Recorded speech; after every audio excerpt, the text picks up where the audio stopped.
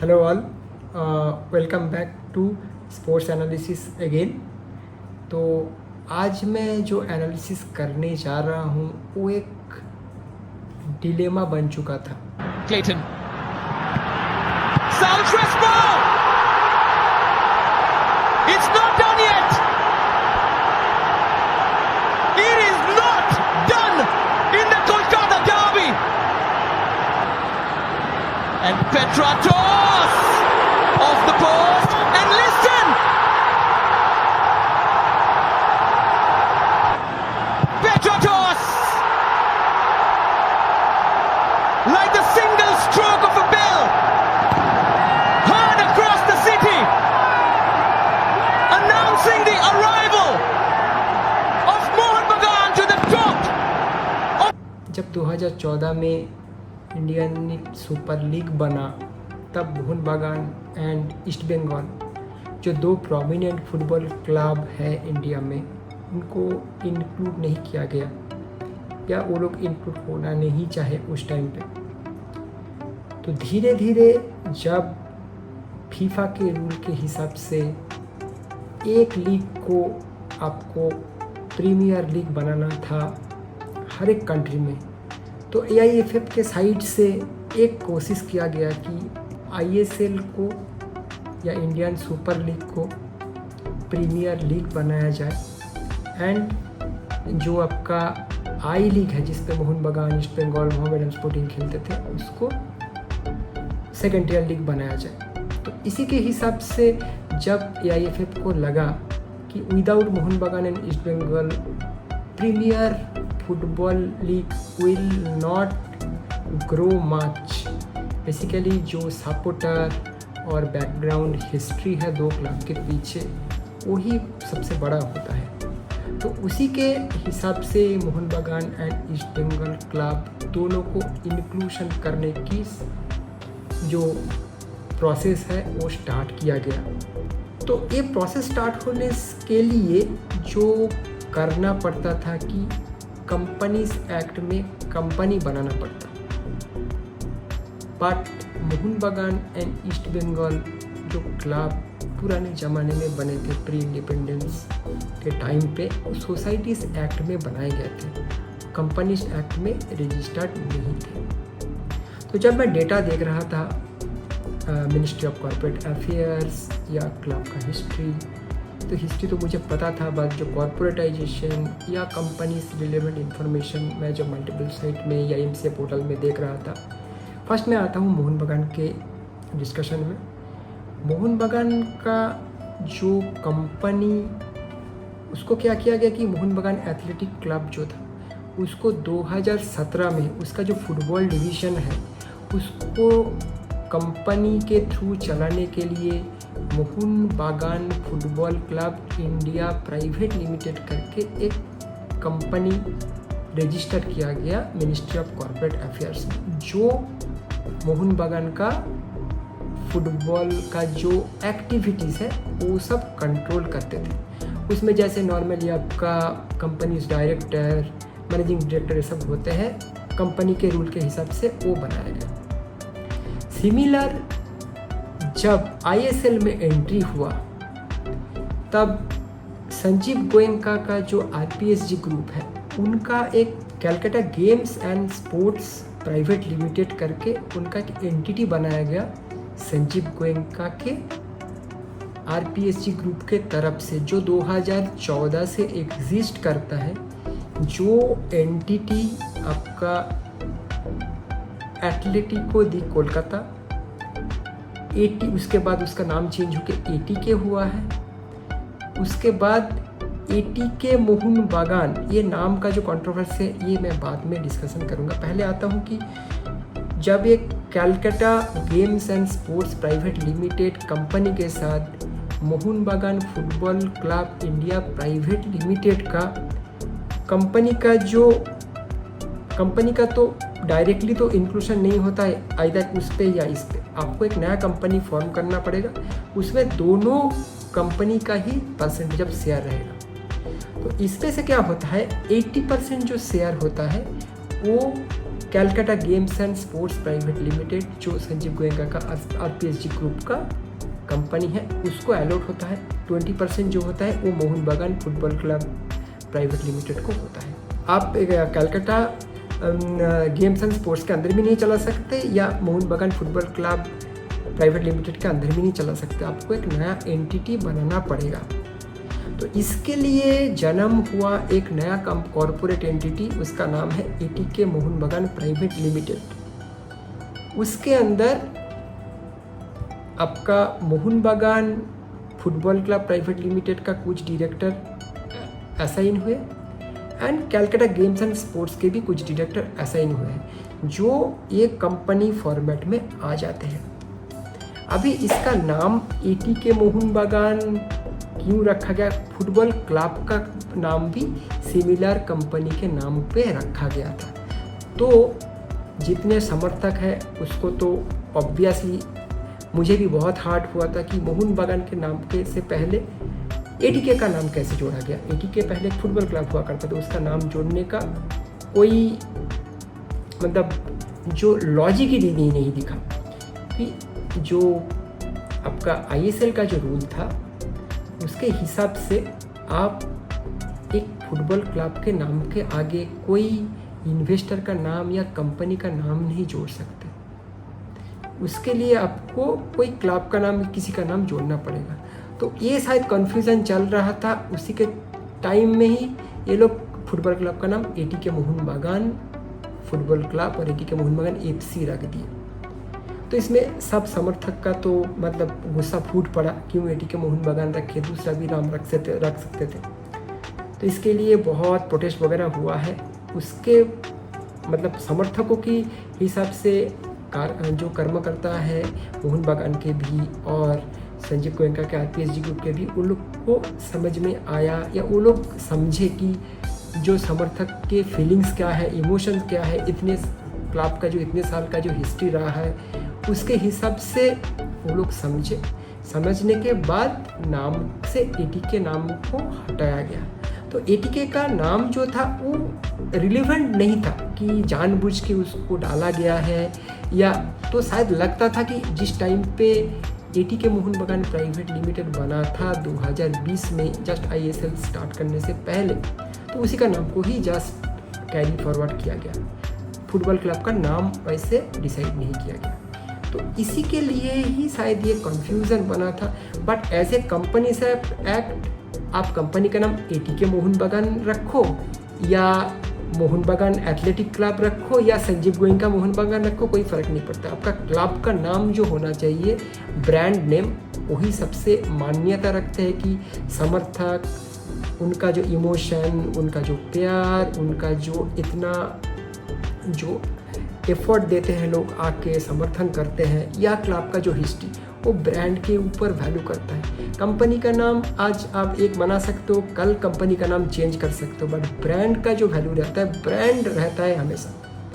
तो ये कन्फ्यूज़न था। अभी जो आपका फुटबॉल क्लब का नाम एटीके मोहन बागान से मोहन बागान सुपर जायंट बना दिया गया। तो मोहन बागान का जो फुटबॉल, मोहन बागान एथलेटिक क्लब का जो फुटबॉल डिवीज़न है, उसको संजीव गोयनका का कैलकाटा गेम्स एंड स्पोर्ट्स का जो कंपनी एंटिटी प्लस मोहन बागान फुटबॉल क्लब प्राइवेट लिमिटेड का जो एंटिटी, दोनों ही कंट्रोल कर रहे हैं। But the decision making ownership belongs to Sanjiv Goenka. Basically क्यों संजीव गोयनका, ये बताया जाता है कि ओनरशिप बिलोंग्स करता है, क्योंकि देखिए कंपनी स्ट्रक्चर में जो होता है 51% के ऊपर जिसका शेयर परसेंटेज रहता है, उसको ही ओनरशिप और डिसीजन मेकिंग अथॉरिटी का मतलब ये दायित्व दिया जाता है as per company rule and act. अभी क्या है, संजीव गोयनका का थोड़ा स्पोर्ट्स में इंटरेस्ट है, वो स्पोर्ट्स लविंग फैमिली से भी आते हैं और स्पोर्ट्स को भी प्यार करते हैं। तो इसी के लिए उन्होंने वो सब डिसीजन खुद के अंदर ही रखा। तो इधर ही कन्फ्यूज़न आता है कि अगर संजीव गोयनका हर एक डिसीजन लेते हैं तो क्लब को क्या बेच दिया गया है, मोहन बागान को बेच दिया गया? मोहन बागान को बेच नहीं दिया गया। इसको फुटबॉल डिवीज़न को एक आदमी के हाथों में दिया गया है जो इसको और भी अच्छा बनाने के लिए और भी मॉडर्नाइज करने के लिए इसको इफ़ेक्टिवली काम करेंगे। तो उसी के जो डायरेक्शन में ये काम हो रहा है। तो इतना एनालिसिस करने के बाद जो डेटा अवेलेबल है, जो वीडियोस लोग दिए हैं या जो एक्सप्लेनेशन हुए हैं, उससे तो ये लगा कि ये जो कॉरपोरेट एंटिटी बना, लोग बोलते हैं कि मार्जर हुआ है, कोई क्लब का कोई मार्जर इस पे नहीं होता है। मार्जर मतलब हो जाता है अगर मोहन बागान एथलेटिक क्लब एक पूरा का पूरा कंपनी होता, संजीव गोयनका की आरपीएसजी ग्रुप पूरा का पूरा स्टेक खरीद लेते, स्टेक खरीद लेके पूरा का पूरा सैलरी मतलब जो होता है कंपनी में, कंपनी स्ट्रक्चर के हिसाब से जो मार्जर होता है उसमें मोहन बागान एथलेटिक क्लब का जितने एम्प्लॉयज़ है सबको आरपीएसजी ग्रुप में शिफ्ट होना पड़ता है। उसके बाद उनके सैलरी, उनके पेंशन वगैरह everything will be controlled by Sanjiv Goenka RPSG. तब होता है मार्जर। जो कंपनी स्प्लिट, कंपनी फॉर्मेशन, वो आपका एमसीए का जो कंपनी रूल है उनमें कंट्रोलिंग स्टेक दिखाने के लिए किया जाता है। मोहन बागान क्लब एज अर्लियर अभी भी वैसे ही इंटैक्ट है। फुटबॉल डिवीज़न जो है वो संजीव गोयनका का जो Calcutta games and football private limited है वो कंपनी ओन करते हैं। उसका डिसीजन मेकिंग भी उनके हाथों में ही है, जिसका डायरेक्टर भी संजीव गोयनका खुद है। तो संजीव गोयनका का भी जो डिसीजन इसमें, क्योंकि लास्ट 2-3 सीजन में तो ये देखने को आया है कुछ फुटबॉलर लेने के लिए उनका डिसीजन इसमें डायरेक्टली इन्वॉल्व रहता है, कोच के लिए भी इनको डायरेक्टली इन्वॉल्व रहता है। तो ये एक जो डिसीजन है ये अच्छा ही है। नॉट ओनली मोहन बागान should not be only known in Indian football, मतलब इंडियन फुटबॉल में एक जायंट बन के मत रह जाएगी। अगर ये जो डायरेक्शन है इसको अच्छे तरीके से ले जाया गया है तो इसको पहले एशिया का जो जितने क्लब फुटबॉल का लेवल है उसमें भी इनको राज करना चाहिए। राज मतलब अभी तो राज नहीं कर सकते क्योंकि बाकी जो देश के जो टीम है वो लोग बहुत हाई लेवल पे है, तो उसी लेवल पे जाने के लिए टाइम लगेगा। शायद मोहन बागान एथलेटिक क्लब के जो कर्मकर्ता है प्लस संजीव गोयनका के जो टीम है वो लोग मिलके ये काम करें। हमारी बहुत गुड विशेस है। तो एक दिन मोहन बागान एसीएल में भी या एशियन क्लब में भी टॉप करेंगे। तो ये था मोहन बागान का जो एनालिसिस। तो अभी जो समर्थकों के जो दिमाग के अंदर ये होना नहीं चाहिए कि मोहन बागान क्लब बेच दिया गया। भैया एक कॉर्पोरेट एंटिटी बना है मोहन बागान क्लब ही है, और मैं ईस्ट बंगाल के लिए भी आऊँगा उसमें। तो ये जो मोहन बागान और ईस्ट बंगाल ये दो नाम है, इसको कोई बेच नहीं सकता और कोई खरीद नहीं सकता है। ये लोगों के प्यार से बना है, लोगों के जो एफर्ट से बना है, बहुत सारे लोगों का सैक्रिफाइस इसके पीछे जुड़ा हुआ है। तो लोग इसको फाइनेंशियल या कॉर्पोरेटाइजेशन इसको कंट्रोल कर सकते हैं, बट इनका जो नाम है इनको कोई खरीद नहीं सकता या बेच नहीं सकता है। अभी आते हैं कि जो कंट्रोवर्सी वो है ईस्ट बंगाल का स्ट्रक्चर कैसे हुआ है, कि ये भी हो रहा है कि ईस्ट बंगाल क्लब बेचा नहीं गया, बट ईस्ट बंगाल क्लब की तरह चल रहा है। देखिए, जब कोई कंपनीज एक्ट बनता है और रूल होता है कि आपको कंपनी बना के करना है तो आपको कंपनी फॉर्म करना ही पड़ेगा। ईस्ट बंगाल भी सोसाइटीज़ एक्ट में बना था।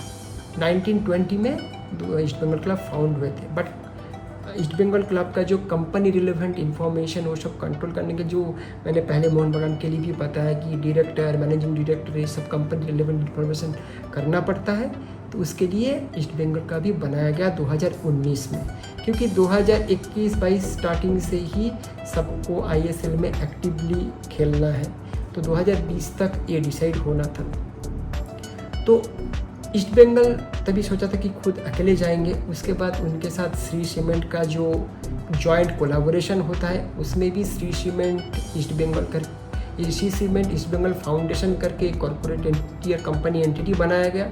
अभी उस पर कुछ डेटा नहीं दिख रहा है क्योंकि ईस्ट बंगाल उधर से हट गया है। अभी इमामी ग्रुप के साथ उसका वेंचर स्टार्ट हुआ है। अभी ईस्ट बंगाल को भी वैसे ही कंपनी स्प्लिट करना पड़ा। मोहन बागान के केस में जैसे 80-20 था, ईस्ट बंगाल में 77% है इमामी ग्रुप के पास और 23 है आपका ईस्ट बंगाल एफसी के पास, फुटबॉल क्लब प्राइवेट लिमिटेड के पास। तो अभी सिमिलर स्ट्रक्चर में ये भी चल रहा है। परसेंटेज डिपेंड करता है आपका 80-20, 77-23, ये डिपेंड करता है आपके दो कंपनी और दो ग्रुप के अंदर कितने शेयर स्प्लिट में आपका कमिटमेंट होता है, उसके हिसाब से। ये दो जो मुझे लगा कि कॉरपोरेट एंटिटी के हिसाब से ये सही है, हुआ है। अभी मोहन बागान का एडवांटेज क्या था जो ईस्ट बंगाल के पास एडवांटेज नहीं था। अभी ईस्ट बंगाल क्लब भी कोई बेचा नहीं, 77% खरीदा गया इमामी ग्रुप से। उसका मतलब है इमामी ग्रुप ने अभी ईस्ट बंगाल क्लब के जो कर्मकर्ता है उनको ही ये एंटिटी को कंट्रोल करने के लिए दिया है। कॉर्पोरेट एंटिटी सबसे वो लोग ओनर है, एज 77% वो लोग ओन करते हैं, पर डिसीजन मेकिंग में ईस्ट बंगाल का क्लब के जो कर्मकर्ता है उन लोग को एसोसिएट किया कि आप ये डिसीजन लो टीम चूज़ करने में या कोच चूज़ करने में, जो मोहन बागान में संजीव गोयनका करते हैं कि उनको स्पोर्ट्स में ज़्यादा लगाव है। उसके लिए उसने ही शायद ये कॉन्टैक्ट में बोला होगा कि मैं ही खुद करूँगा। तो ये मैं एक्सप्लेन करता हूँ। तो ईस्ट बंगाल को इसमें स्टार्टिंग में बहुत प्रॉब्लम भी आया होगा, क्योंकि संजीव गोयनका के पास एटीके कोलकाता या एटीके जो टीम था एक सेट विनिंग टीम था। हाबास उनके कोच थे, प्लस टीम एकदम सेट टीम था। या मैं कॉर्पोरेट एंटिटी बताता हूँ, जो मोहन बागान जब वो नाम से एंटर किया आईएसएल में, तब क्या होता है, तब संजीव गोयनका का खुद का इंटरेस्ट था। उसने शायद बताया होगा, ये तो मेरा एनालिसिस है, मैं तो अंदर जाके तो देखा नहीं उन्हें ये बात की नहीं, मुझे ये लग रहा है कि ऐसे ही हुआ होगा। तो संजीव गोयनका ने बोला कि देखिए मेरे पास तो एक set team, set coach ISL में खेलने के लिए प्रिपेयर्ड है, तो मुझे अगर बाहर में मार्केट में जाके पैसे खर्च करके बंदे चुन के लेके आना पड़ेगा, कोच चुन के लेके आना पड़ेगा, उसके तो मेरा सेट टीम है, मैं तो एटीको को डिजॉल्व कर देता हूँ, सेम टीम मोहन बागान के नाम से खेलेगा। तो यही हुआ होगा कि मोहन बागान को एक एडवांटेज मिल गया था कि आईएसएल का एक सेट टीम उनको मिल गया। तो उसके बाद जो वो सेट टीम, मतलब एक सीज़न आप वो सेट टीम को लेकर उसका एडवांटेज ले सकते हो।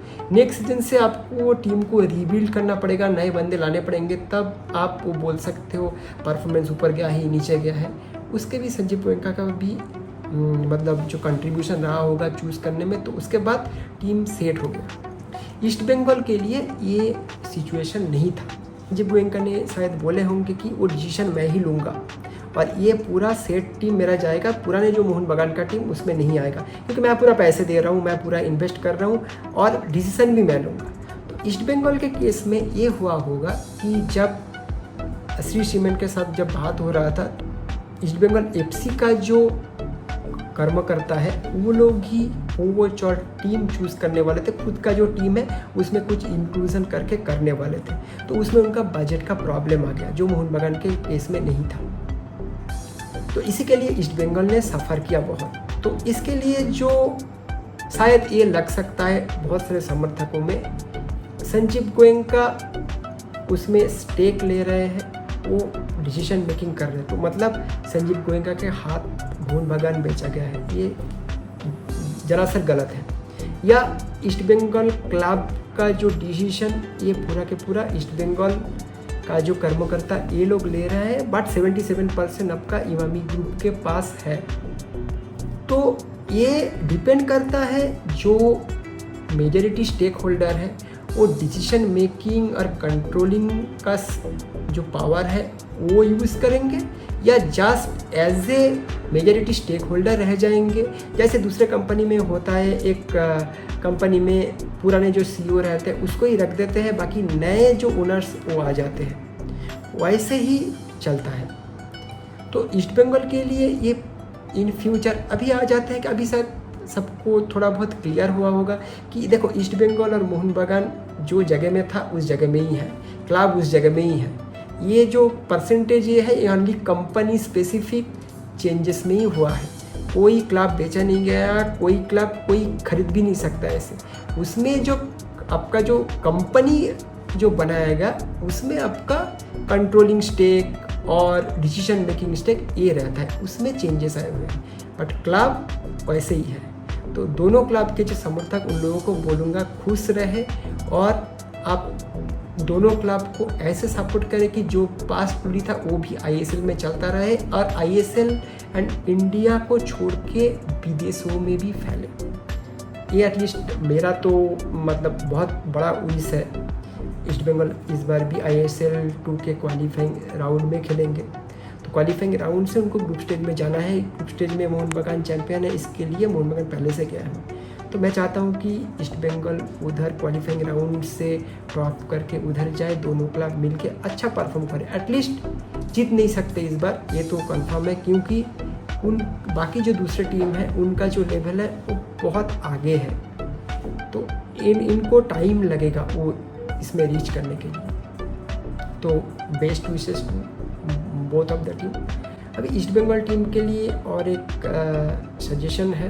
देखिए, आप लोगों को अभी little bit of financially flexible होना पड़ेगा, क्योंकि अभी आईएसएल का जो मैं स्टडी कर रहा था 2014 से धीरे धीरे आईएसएल का मान बढ़ रहा है। पैसे जब आएंगे तब अच्छे बाहर से भी जो अच्छे प्लेयर्स आते रहेंगे। इंडिया से अगर तैयार किया जा सकता है तो वो भी बहुत अच्छा है, तो कॉस्टिंग बढ़ेगा।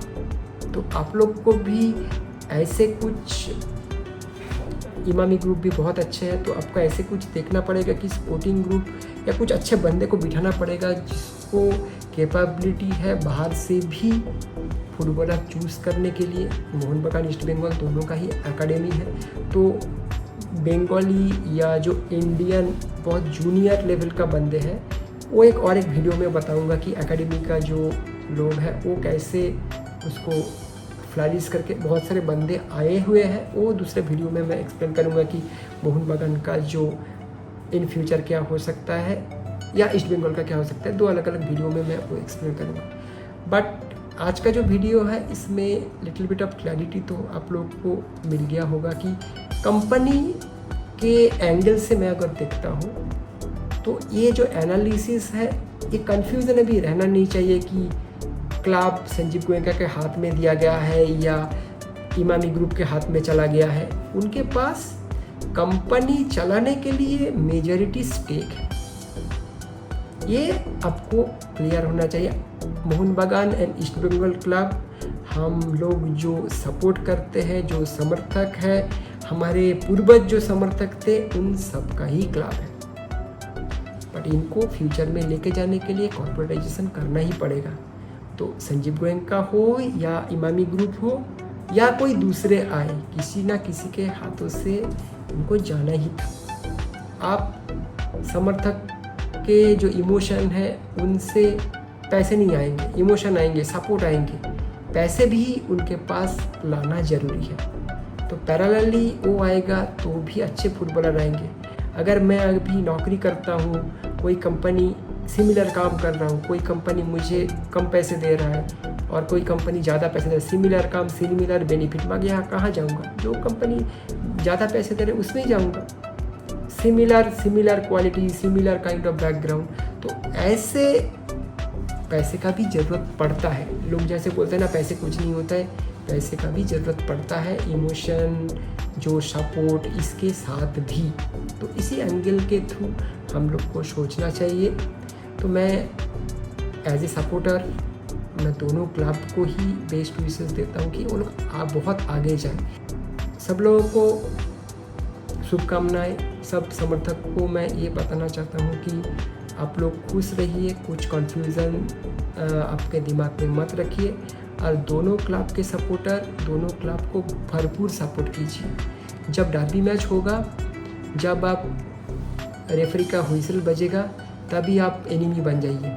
तब आप मोहन बगान जो ईस्ट बंगाल सपोर्टर है, मोहन बगान को जो बोलते हैं जैसे होता है, या मोहन बगान ईस्ट बंगाल को जो बोलते हैं वो बोलिए। जब फाइनल हुइसल रेफरी बजाएंगे उसके बाद आप फिर दोस्त बन जाएंगे। मतलब ग्राउंड के अंदर नहीं, एकदम जब मैच स्टार्ट होगा उस व्हिसल से जब मैच एंड होगा उस व्हिसल में आपको ओपोनेंट की तरह ट्रीट करना है एक दूसरे को। बाकी टाइम में आप दोस्त बने रहिए, आराम से चलता रहेगा। तो आज के लिए इतना ही, तो नेक्स्ट वीडियो के लिए वेट कीजिए।